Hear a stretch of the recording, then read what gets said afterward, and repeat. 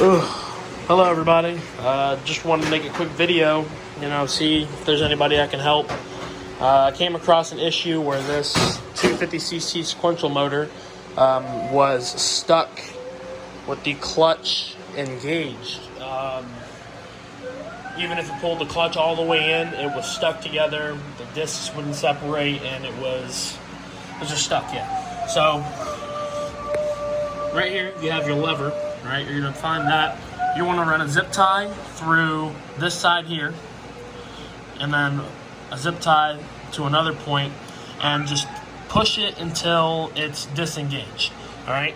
Then what you're gonna do is you're gonna drop the motor into first, and if the clutch is disengaged, you should be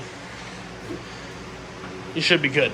But then you want to find a socket that's going to fit on the splines of the sprocket shaft. All right, so 19 fits this one. I think it's going to fit most of them.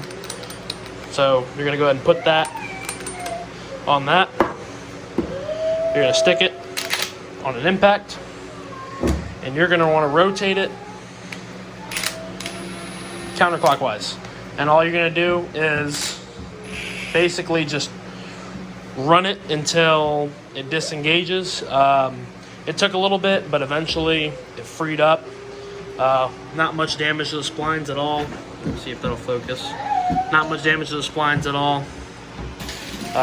It saved me having to take it apart, which is a good thing.